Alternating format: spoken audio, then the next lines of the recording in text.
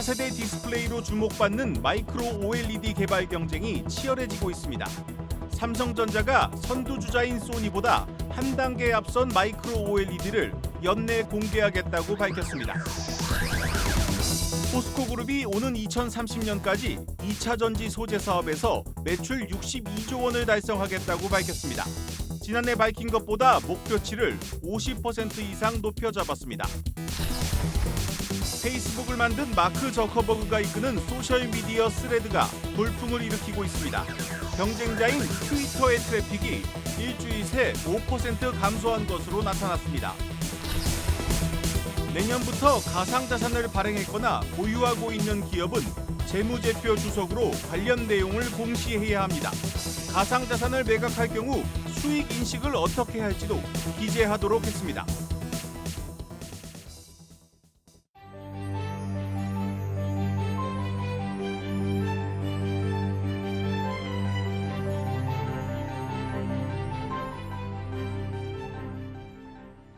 뉴스플러스 시작합니다.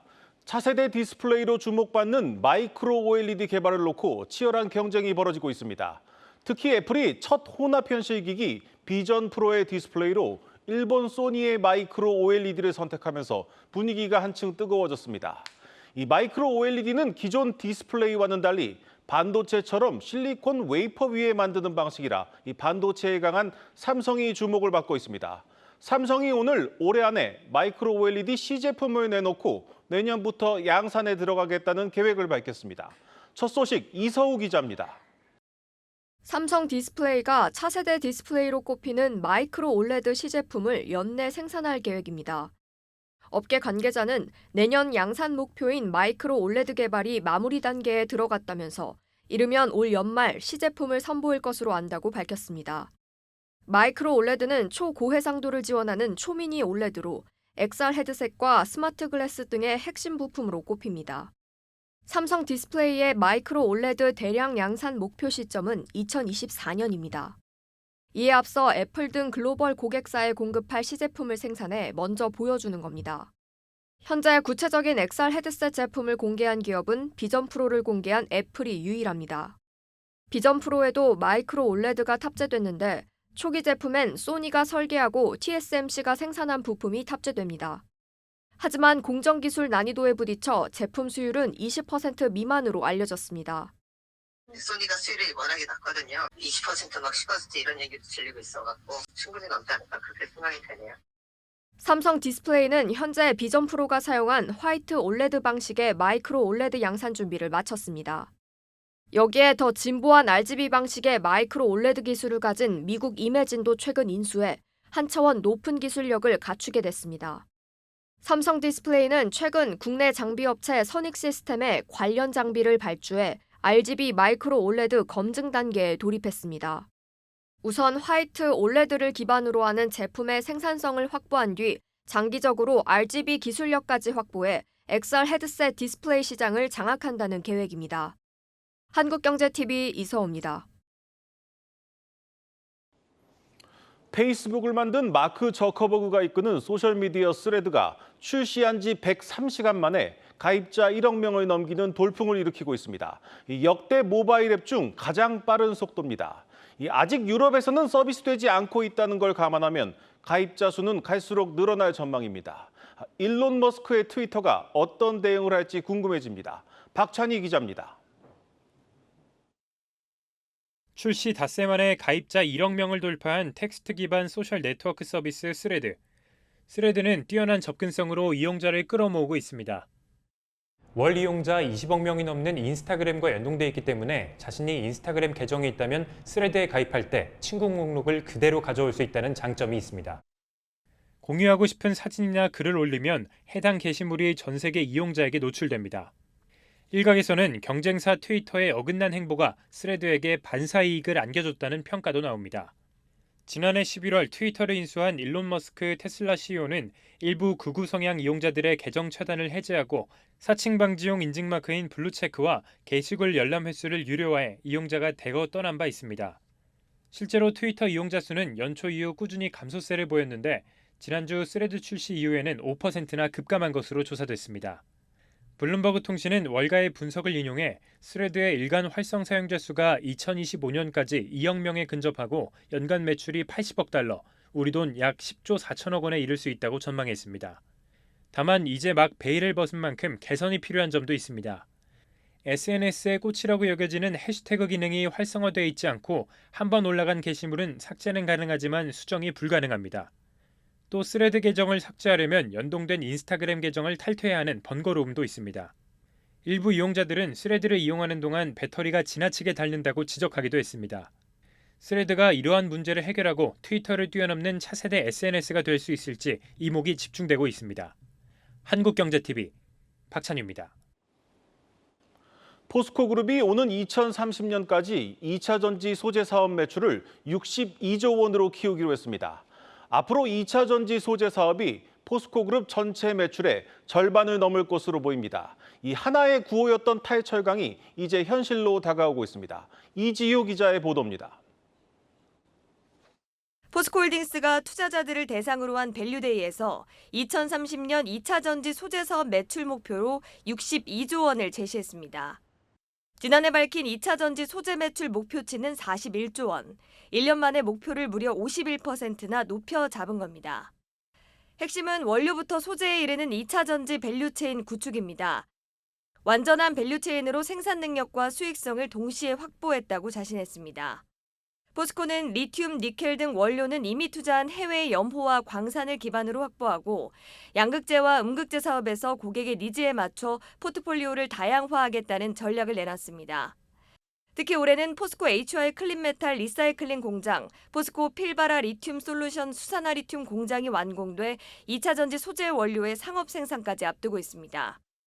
포스코는 매출 62조 원 달성을 위해 앞으로 3년간 그룹 전체 투자비의 46%를 2차 전지 소재 사업에 쓰기로 했습니다.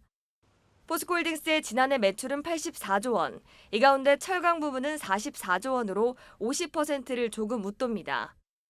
계획대로라면 현재 52% 수준인 철강 비중이 줄고 2차 전지 소재 매출이 절반 이상을 차지할 전망입니다.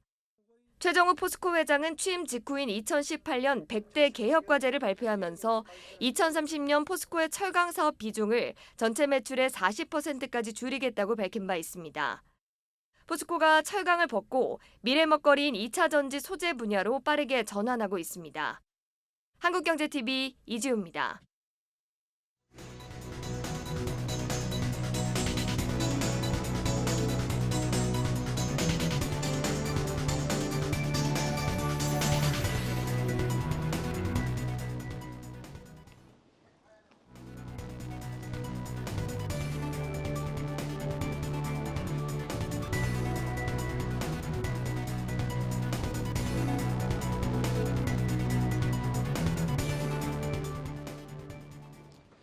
마켓플러스입니다. 오늘 준비한 첫 번째 키워드 원전주 르네상스로 준비를 해봤습니다. 정부가 빠르게 증가하는 전력 수요에 대응하기 위해 신규 원전 건설을 추진하기로 했죠.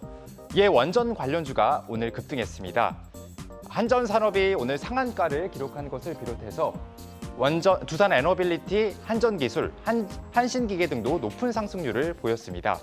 신규 원전에 대한 구체적인 계획은 내년 상반기 전력수급 기본 계획에서 윤곽이 드러날 전망입니다. 만약 원전 건설이 확정되면 2015년 신한울 3, 4호기 건설 이후 9년 만에 국내에 원전이 지어지게 됩니다. 정부는 원전 수출에도 박차를 가하고 있는데요. 특히 증권가는 폴란드와 체코를 중심으로 해외 원전 수출 가능성이 크다고 분석을 합니다.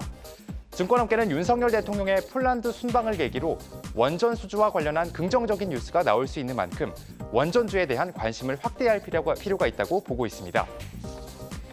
다음 두 번째 키워드 보시겠습니다. S-오일 무배당 사실일까인데요. S-오일 6월 중간 배당과 12월 연간 배당 등 1년에 두 차례 배당을 주는 기업으로 잘 알려져 있죠. 그만큼 주주들에게 배당을 잘 주는 대표적인 배당주인데요. 그런데 주주들 사이에서 올해 중간 배당이 없을 것이란 소문이 확산하고 있습니다. 국제유가와 정제마진 하락으로 S-오일의 상반기 순이익이 어닝쇼크를 기록할 것이란 이유 때문입니다. 가뜩이나 주가가 1년 만에 반토막이 난 상황에서 배당까지 안 주면 주주들 입장에선 답답할 수 있는 노릇인 겁니다. 이 소문이 과연 사실인지 제가 한번 알아봤습니다. 증권업계 여러 관계자를 취재를 해본 결과 무배당 가능성은 아직까진 낮다는 것이 대체적인 시각인데요. 다만 작년에 비해 배당 기대치는 낮아진 것이 사실이라고 입을 모읍니다. 우선 올해 상반기 순이익이 작년 상반기보다 80% 가까이 급감할 것으로 보이고 또 국내 대규모 석유화학 투자인 샤인 프로젝트에 올해부터 앞으로 4년간 9조 원이 넘는 자금이 투입될 예정입니다. 이를 근거로 증권업계에선 S-오일의 올해 배당금, 중간 배당금 총액을 400억에서 450억 원 수준으로 보고 있습니다. 지난해 중간 배당 총액은 2,900억 원이었습니다. 다음 세 번째 키워드 보시겠습니다. 우주의 기운 모인 포스코 DX입니다. 포스코 DX는 포스코그룹의 IT 사업과 공장 자동화 사업 등을 담당하는 회사인데요. 코스피로 이전 상장을 검토하는 소식에 주가가 오늘 상한가 근처까지 뛰었습니다. 유가증권 시장으로 이전 상장을 하게 되면 아무래도 외국인 자금 유입 등에 있어 긍정적이기 때문에 관련 기대감에 주가가 급등한 것으로 풀이됩니다. 포스코 DX는 오늘 발표된 포스코홀딩스의 2차 전지 소재 분야 대규모 투자 수혜도 볼 것이란 예상이 나오는데요. 포스코홀딩스는 앞서 리포트에서 보신 대로 앞으로 3년간 그룹 전체 투자비의 절반 가까이를 2차 전지 소재 사업에 집중 투자한다는 계획을 밝혔습니다. 이에 따라 공장을 증설하면서 수반되는 공장 자동화 관련 수주가 늘어날 것으로 보입니다. 증권가에선 포스코 DX의 올해 수주 금액이 작년보다 40% 가까이 늘어난 2조 원에 육박할 것으로 보고 있습니다. 당초 변수로 그룹사의 투자 결정 지연 등이 꼽혔는데 오늘 투자 계획이 발표되면서 관련 불확실성이 사라진 셈입니다. 지금까지 마켓 플러스였습니다.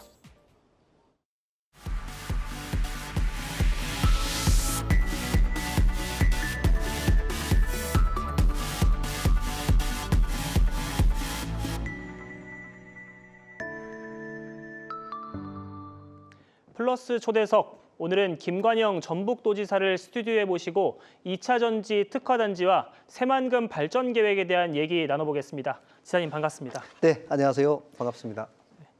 전라북도가 2차 전지 특화단지 지정 경쟁에 뛰어들었습니다. 심사와 평가가 끝났고 조만간 발표 앞두고 있는 것으로 알고 있는데요.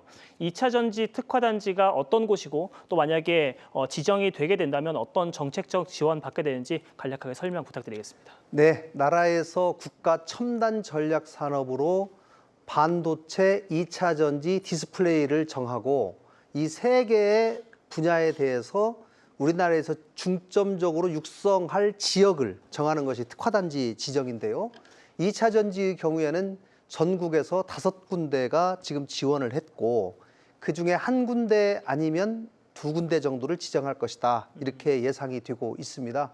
그동안 오창, 포항, 울산이 선두주자인 것은 맞습니다만은 최근에 새만금에 2차 전지 기업들이 굉장히 많이 입주를 약속했기 때문에 이런 최근의 상황, 또 앞으로의 확장 가능성 이런 것들이 이번 특화단지 지정에 상당히 영향을 미칠 것이라고 저는 생각합니다.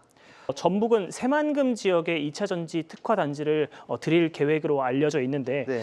다른 지역과는 좀 차별화가 되는 새만금만의 강점 간략하게 소개 부탁드립니다. 첫째는 공장이 들어오는데 전력, 공업용수, 폐수 처리 이걸 소위 유틸리티라고 그러는데요. 유틸리티가 가장 잘 되고 있다. 새만금이.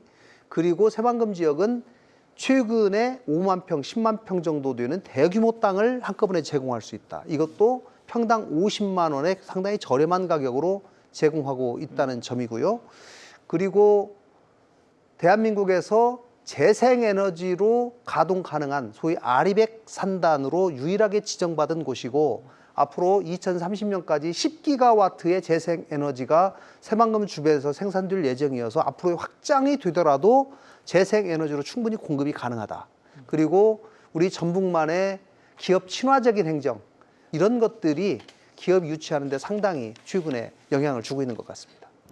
사실 최근에 언론 보도를 보면은 새만금의 2차 전지 기업이 여럿 입주할 것이라는 보도가 많이 나오고 있는데요. 현재까지 얼마나 많은 기업이 입주를 했고 또 향후 투자를 진행할 것으로 밝혔는지 이 부분도 좀 궁금합니다. 최근 3년간 23개 회사가 투자를 약속했고요. 지금 대부분 최근 1년 동안 약 6조 6천억 원.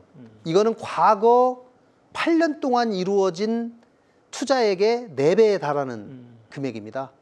그리고 LG화학이라든가 또 엔캠, 첨보 PLS, 대주전자 재료 등 대한민국의 2차 전지 핵심 소재 기업들 중에 가장 잘하고 있는 기업들이 대부분 새만금으로 입주를 결정했기 때문에 이런 점들이 앞으로 새만금을 2차 전지의 새로운 메카로 만들 가능성이 굉장히 높다, 이렇게 판단되고 있는 것 같습니다.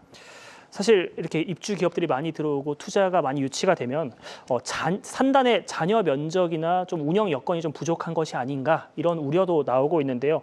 앞으로 추가적인 산단 부지를 확보할 계획은 좀 어떻게 되는지도 설명해 주시죠. 저희가 새만금은 총 육지로 매립될 땅이 8천만 평에 이르고 있습니다. 그중에 1,000만 평 정도를 산업단지로 당초 계획되어 있었고, 그중 200만 평만 이미 매립이 끝나고 산단으로 되어 있었는데 추가로 800만 평이 더 조성될 예정으로 있기 때문에 앞으로의 확장 가능성에는 전혀 문제가 없다, 이런 말씀 드리고, 가능한 한 산단 조성을 가장 빠른 시일 내에 해서 2차 전지 기업들이 입주해서 투자하고 생산하는데 차질이 없도록 하는 것이 대단히 중요하다. 공기를 꼭 맞추도록 저희가 최선을 다하고 있습니다. 네, 마지막으로 멀리까지 오셨으니까 시청자들께 전북 지역 발전과 새만금 발전에 대해서 좀 어떤 부분에 좀 중점적으로 신경 쓰고 계시는지 마지막으로 한 말씀 부탁드리겠습니다. 네, 새만금이 개발된 지가 지금 34년이 됐습니다. 오랜 기간 동안 새만금의 눈물이 축적이 돼서 지금까지 왔는데요. 새만금에 드디어 내부 연결도로, 공항, 철도, 항만이 단계적으로 완공될 예정에 있고, 최근에 2차 전지 기업들이 정말 러쉬를 이루고 있습니다. 새만금에 드디어 비상하는 시기가 온 것 같습니다. 꼭 한번 와보시기를 권유합니다. 네, 지금까지 김관영 전북도지사와 함께 새만금 산단 그리고 전북 지역 발전과 관련한 얘기 나눠봤습니다. 시사님, 오늘 말씀 감사드립니다. 네, 고맙습니다.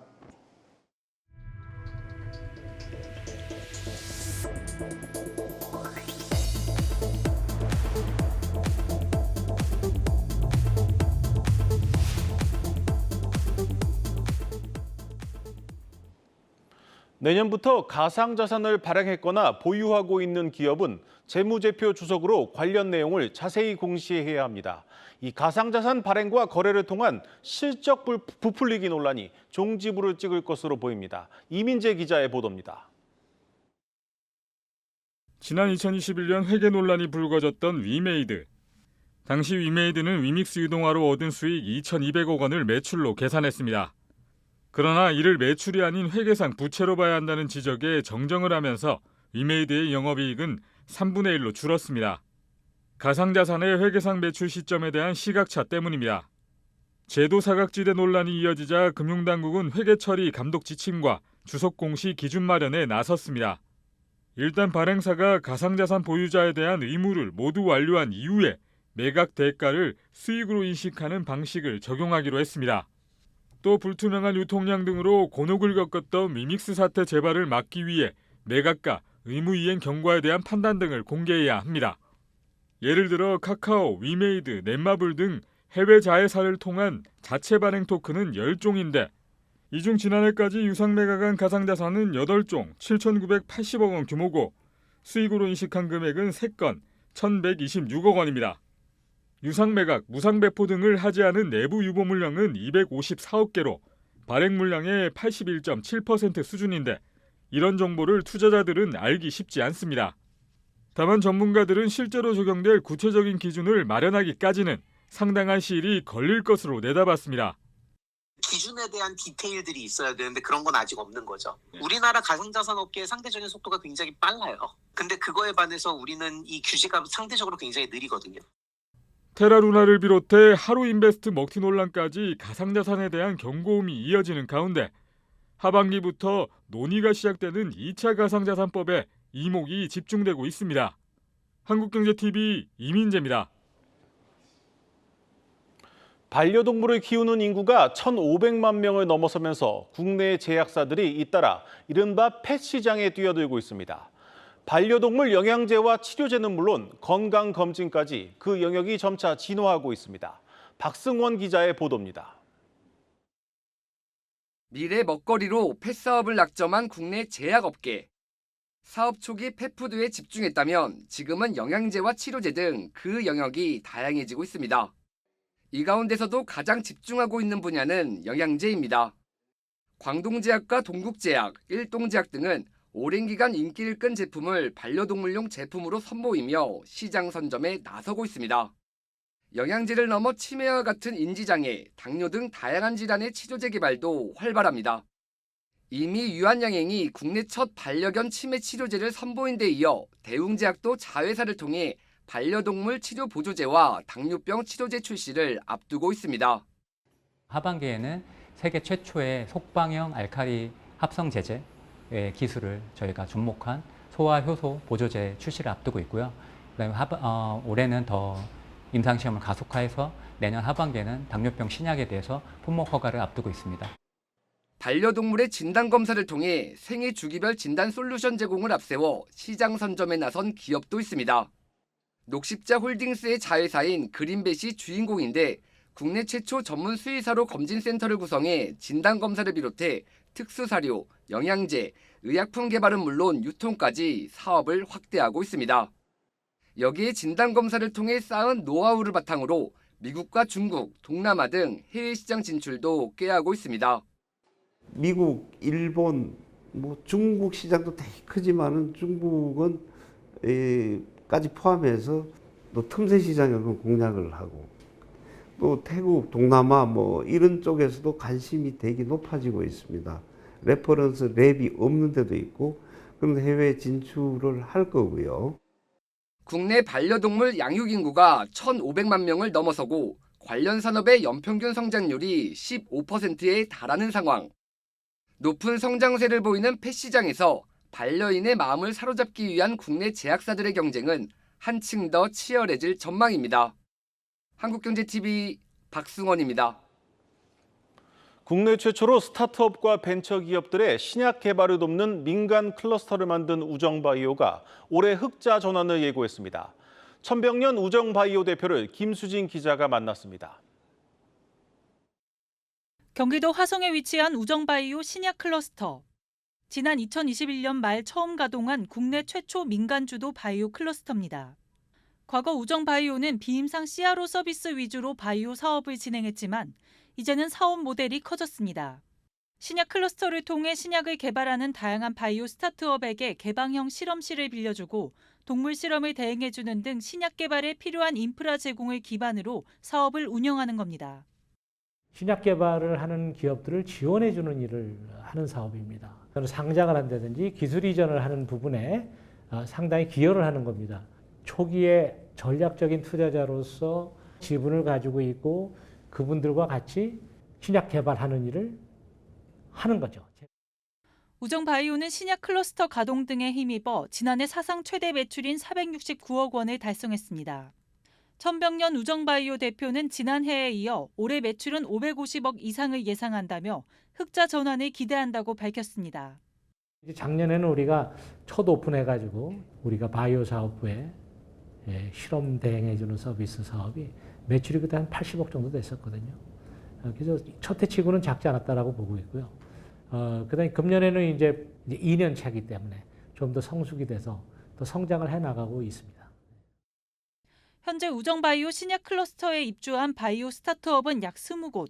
최근 우정바이오가 팁스에 선정되면서 더욱 문의가 늘어나고 있다고 합니다. 최종적으로는 제가 한 100개에서 150개 정도 기업을 유치하는 게 제 목표입니다. 40개 정도는 내년까지는 완성이 될 것 같고요. 천 대표는 회사가 누구나 자유롭게 찾는 신약 개발 전문가들의 놀이터가 되는 게 최종 목표라고 설명합니다. 또한 국내 기업은 물론 해외 기업도 고객으로 목표로 해 몸집을 불리겠다는 포부를 밝혔습니다. 해외 진출하는 부분이 있거든요. 그 미국이나 이런 데서 한인 바이오 기업들하고 저희가 지금 접촉 중에 있습니다.